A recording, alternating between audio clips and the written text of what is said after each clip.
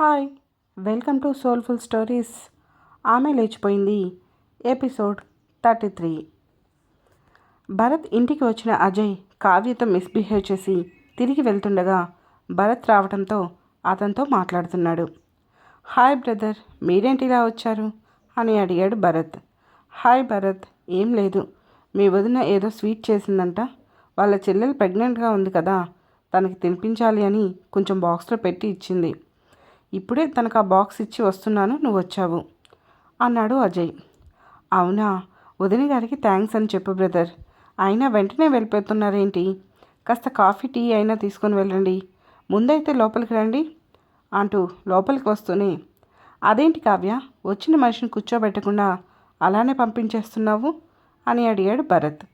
అతని మాటలకు తల కొట్టుకోవాలి అనిపిస్తున్న కావ్య ఏం మాట్లాడలేదు. ఆమెలో భయాన్ని అర్థం చేసుకున్న అజయ్ ఇప్పటికే ఈ కోటింగ్ చాలు అనుకొని, ఇప్పుడేమీ వద్దు భరత్, నేను వెళ్తాను, నాకు ఈరోజు నైట్ షిఫ్ట్, ఆఫీస్కి వెళ్ళాలి అని అక్కడి నుంచి వెళ్ళిపోయాడు. ఏంటి కావ్య, ఏం మాట్లాడవు, ఎందుకు నా వైపు గుడ్లు మెరకల నుంచి చూస్తున్నావు అని అడిగాడు భరత్. ఏం లేదు, సడన్గా వచ్చేసరికి ఎందుకు వచ్చారా అని భయం వేసింది. అజయ్ గారు బాక్స్ చేతిలో పెట్టేసి వెళ్తుండగా నువ్వు వచ్చావు.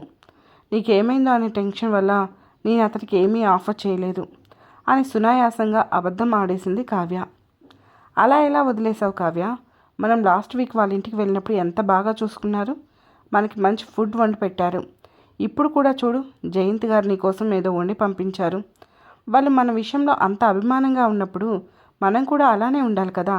ఏం పోయింది, కొంచెం కాఫీనో టీయో పెట్టిస్తే అని అన్నాడు భరత్. ఏమో భరత్, నాకంత ఆలోచన రాలేదు. అయినా అతను వెళ్ళిపోయాడు కదా, ఇంకెందుకు ఈ విషయాన్ని సాగదీస్తున్నావు అని అంది కావ్య. ఓకే ఓకే, విసుక్కోకు, కానీ ఈసారి అంటే వదిలేయి. మరెప్పుడైనా ఆయన వస్తే ఖచ్చితంగా కాఫీ కానీ టీ కానీ ఆఫర్ చేయి.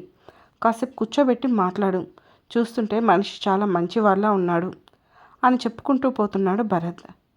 ఆ మాటలు వింటున్న కావ్యకి అటు అజయ్ మీద కన్నా ఇటు భరత్ మీద కోపం ఎక్కువైంది. కానీ అతని మాటలకు కొట్టడం తప్ప ఇంకేమీ చేయలేకపోయింది. ఇక మరోవైపు వంటగదిలో కష్టపడి పకోడీ కాఫీ ప్రిపేర్ చేసి రెడీగా ఉంచింది కాంచన.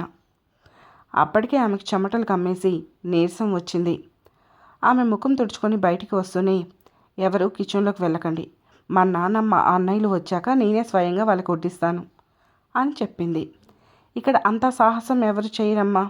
ఏమక్క, మీరేమైనా మీ పసుపు కుంకుమల కోసం కిచెన్లోకి వెళ్ళి పకోడీ చేసి కాంచన చేసినట్లు చెప్తారా ఏంటి అని అడిగాడు కృష్ణ. ఆ మాటతో కామాక్షి వనజ ఒకరినొకరు చూసుకొని తల అడ్డంగా ఊపారు. నేను చెప్పాక వాళ్ళు దేనికి అడ్డు చెప్పరు అని గర్వంగా అంది కాంచన. ఆ మాటతో కృష్ణ చిన్నగా నవ్వుకున్నాడు. మీరు మరీ అంత వెటకారంగా నవ్వాల్సిన అవసరం లేదు. ఈరోజు నా వంట తిని మీరంతా అల్లాడిపోతారు అని అంది కాంచన. సరే చూద్దాం. అయినా ఇంకా రాలేదేంటి మీ అన్నయ్యలు మీ నాన్న? కొంపదీసి వంట చేసింది నువ్వని తెలిసి బయటే ఆగిపోయారా ఏంటి అని నవ్వుతూ అన్నాడు కృష్ణ. మీకు ఇక్కడికి వచ్చిన తర్వాత వెటకారం ఎక్కువైంది, ఏం చూసుకొని అంత పొగరు అని అంది కాంచన.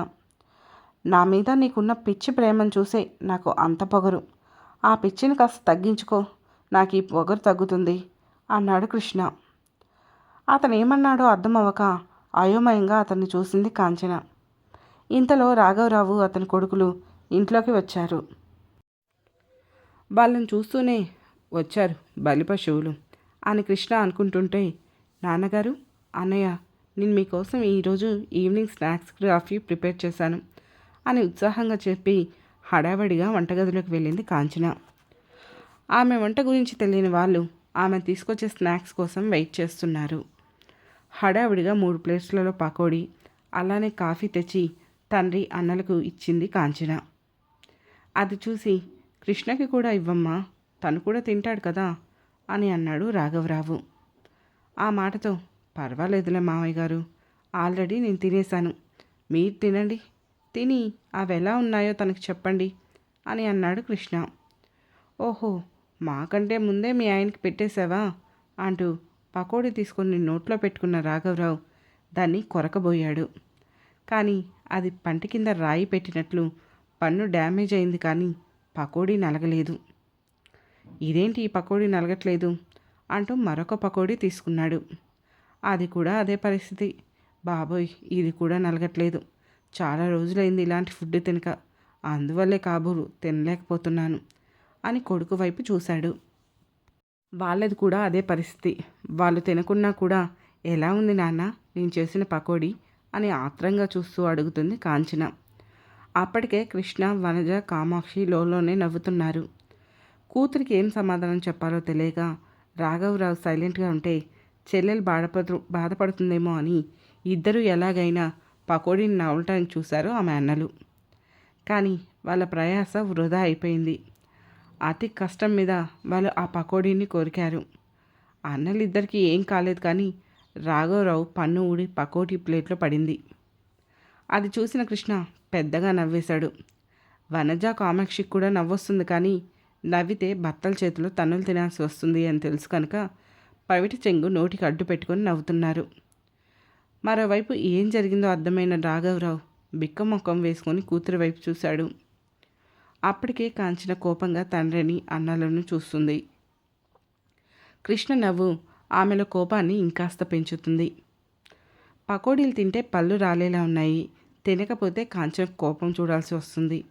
ఆమె మొండుతనం తెలిసిన వాళ్ళు ముగ్గురు ఏం చేయాలో తెలియక బిక్కుబిక్కుమంటూ చూస్తున్నారు.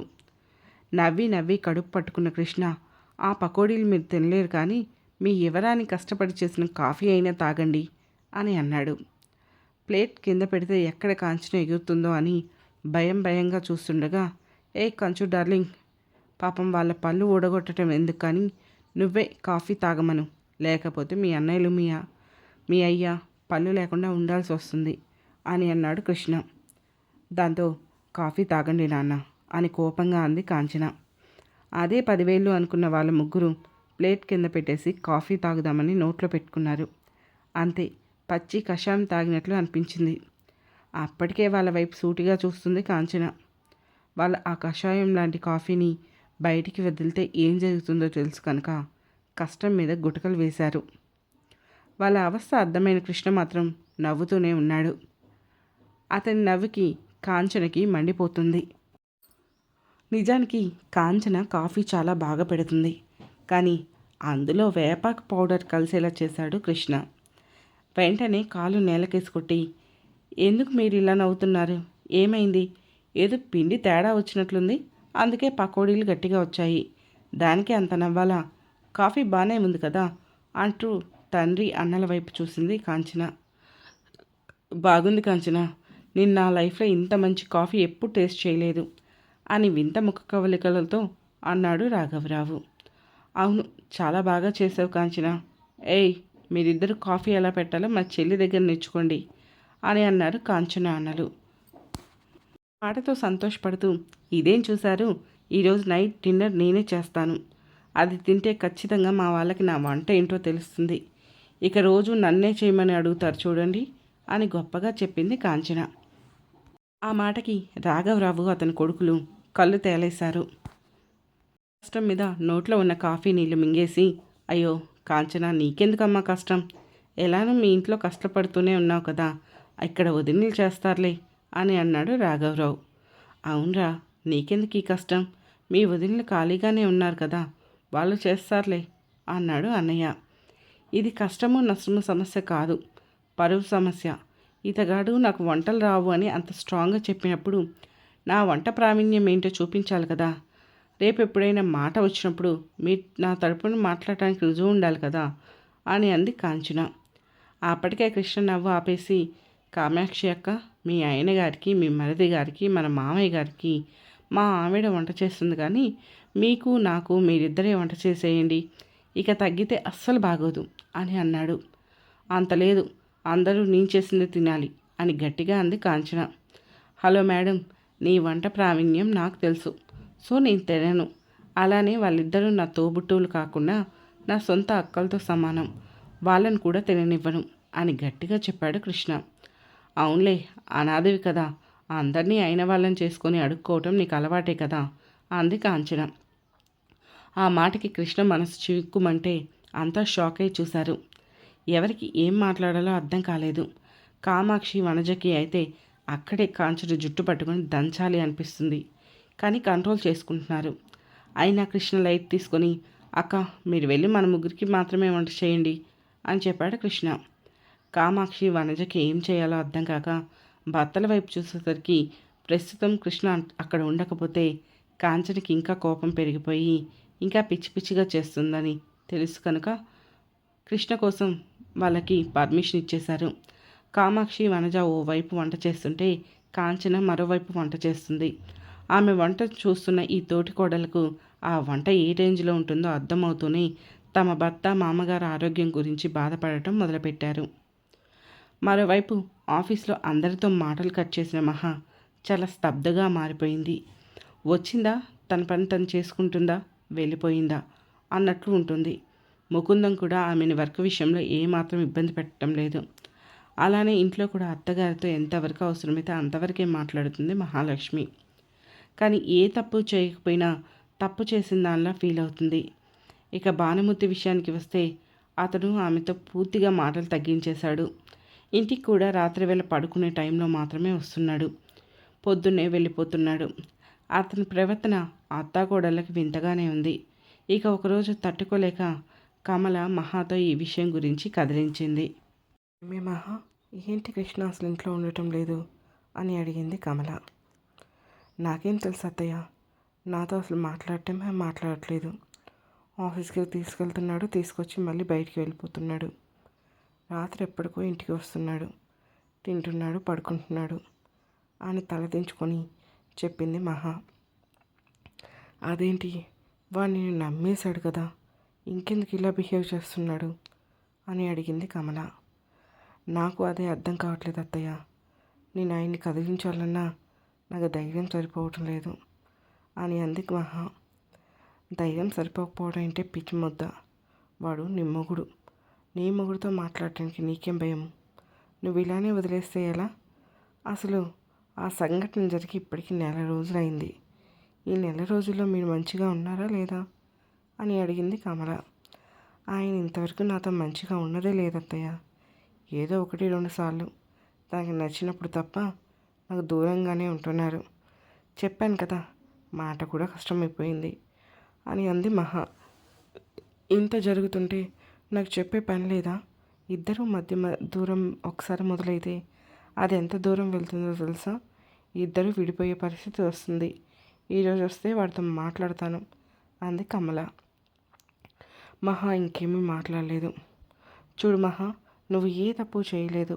నేను నమ్ముతున్నాను. ఒకవేళ నువ్వే నేను తప్పు చేస్తాను అత్తయ్య అన్నా కూడా నేను నమ్మను.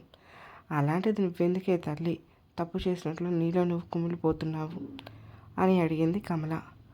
నాకేం అర్థం కావట్లేదు అత్తయ్య. నేను కృష్ణ గారితో ఏమంత క్లోజ్గా కూడా లేను. జస్ట్ పక్క సీట్ వ్యక్తి కనుక మాట్లాడాను. ఆయన భార్యకి వంటలు సరిగ్గా భోజనానికి ఇబ్బంది పడుతుంటే నేను తీసుకెళ్లిన కూరలలో కొంచెం కూర వేసేదాన్ని. అంతకుమించి నాకు ఆయనతో ఏ రిలేషన్ లేదు. మన ఇంట్లో ఏ ఫంక్షన్కి ఆయన రాలేదు. అలానే మేము బయట ఎక్కడ అతని ఇంతవరకు కలవలేదు. అయినా ఎందుకు ఇంత పెద్ద అపవాదు అతని భార్య నా మీద వేసిందో నాకు అర్థం కావట్లేదు. అదొక ఎత్తు అయితే ఉద్యోగం కోసం నన్ను పంపిస్తున్నాడు కానీ నన్ను నమ్మి పంపించలేదు మీ అబ్బాయి. నాకు 3 రోజులకే అర్థమైంది. కానీ ఇన్ని సంవత్సరాలు సంసారం చేసిన భార్య మీద ఆ మాత్రం నమ్మకం లేదా అత్తయ్య? నేనేంటి, నా ప్రవర్తన ఏంటి ఆయనకి తెలియదా? మీరే నన్ను ఇంతలా నమ్ముతున్నారే, మరి అతనితో నేను అన్నీ నా పిల్లల కోసమే బ్రతుకుతున్నా. నేను ఎలాంటి దానో, నా క్యారెక్టర్ ఏంటో ఆయనకి తెలియదా? ఎందుకు నన్ను అవాయిడ్ చేస్తున్నారో నాకు అర్థం కావట్లేదు అని ఏడుస్తుంది మహా. ఇవే విషయాలు వాడు వచ్చాక వాడిని అడుగు, అప్పుడు నీకు సమాధానం దొరుకుతుంది. అంతేకాని నీలో నువ్వు ఇలా కుమిలిపోకు అని అంది కమల. మహా తల ఊపి ఊరుకుంది. మరోవైపు కావ్య పరిస్థితి మరీ దారుణంగా తయారైంది. ఎటు నుంచి అజయ్ వస్తాడో అని బిక్కుబిక్కుమనుకుంటూ ఉంటుంది. ఆమెకి అక్కడి నుంచి ఎలా బయటపడాలో అర్థం కావట్లేదు. భానుమూర్తి వాళ్ళతో గొడవ పెట్టుకొని తప్పు చేశాను అని ఆమెకి అప్పుడు అర్థమైంది. అత్తగారిని అక్క పిల్లల్ని తెచ్చుకొని దగ్గర పెట్టుకుంటే వాళ్ళు తోడు ఉంటారు కదా అని కూడా అనిపించింది. అజయ్ అంటే ఆమెకి వల్లమాలిన ఇష్టం. అతనితో మొదటిసారి శారీరకంగా కలిసింది కాబట్టి అతని మీద ఒకలాంటి ఎఫెక్షన్ అలానే ఉండిపోయింది. కానీ ఇప్పుడు అతనితో ఆమెకి ఉండాలని లేదు. భరత్కి భార్యగా, అతని బిడ్డకి తల్లిగా ఉండాలని మాత్రమే ఉంది. అలానే అజయ్ని పూర్తిగా అవాయిడ్ చేయలేకపోతుంది. అతని గురించి బయట పెట్టలేకపోతుంది. ఒక్కసారి రెడ్ హ్యాండెడ్గా అతన్ని పట్టిస్తే ఇక తనకి ఏ ప్రాబ్లం ఉండదు. ఆ తర్వాత అతను ఎన్ని చెప్పినా ఎవరు వినరు. కానీ అదే చేయలేకపోతుంది కావ్య. రోజు రోజుకి కావ్య ప్రవర్తనలో తేడా గమనించిన భరత్ ఒకవేళ ఆమె ఒంటరితనం ఫీల్ అయ్యి అలా ఉందేమో అని అనుకున్నాడు. అందుకే ఓ రోజు, కావ్య, మనం తిరిగి మన పాతింటికి వెళ్దామా అని అడిగాడు భరత్. ఆ మాటతో ఉలిక్కిపడిన కావ్య, ఏంటి పాతింటికి వెళ్దామా? ఎందుకు బావా? నీకు ఇప్పుడు ఆ ఆలోచన ఎందుకు వచ్చింది అని కాస్త కోపంగా అడిగింది. హలో హలో మేడం, ఎందుకు అంత కోపం? నేనేమన్నాను? నువ్వు ఇక్కడ ఒంటరిగా ఫీల్ అవుతున్నావు కనుక పోనీ అక్కడ జయంతి గారు ఇంకా తెలిసిన వాళ్ళు ఉంటారు కదా, అక్కడ ఉంటే నీకు ఫ్రీగా ఉంటుంది అని చెప్పాను. దానికి ఎందుకు ఇదైపోతున్నావు అని అడిగాడు భరత్. తనేం చేసిందో అర్థమైన కావ్య తాను సర్దుకుంటూ, అక్కడ నచ్చకే కదా ఇక్కడికి వచ్చాము, మళ్ళీ అక్కడికే వెళ్దామంటావేంటి అని కోపం వచ్చింది అని చెప్పింది కావ్య. అప్పుడంటే మన ఇద్దరికీ ఒంటరితనం కావాలనిపించింది. ఇక్కడికి వచ్చేసాము అంతేకాని ఇక్కడేదో ఇబ్బంది కాదు కదా. ఇప్పుడు నువ్వు ప్రెగ్నెంట్గా ఉన్నావు. ఏ సమయంలో ఏం అవసరం వస్తుందో తెలియదు. అలాంటప్పుడు నలుగురు తెలిసిన వాళ్ళు ఉంటే మంచిది కావ్య. నువ్వే ఆలోచించు. నాకైతే మనం అక్కడికి వెళ్తేనే బెటర్ అనిపిస్తుంది అని అన్నాడు భరత్. మాటతో కావ్య షాక్ అయింది. ఆ తర్వాత ఏం జరిగిందో తెలుసుకోవాలి అంటే వెంటనే మా సోల్ఫుల్ స్టోరీస్ ఛానల్ని సబ్స్క్రైబ్ చేసుకొని ఆమె లేచిపోయింది స్టోరీలోని నెక్స్ట్ ఎపిసోడ్ని వినండి. Thank you.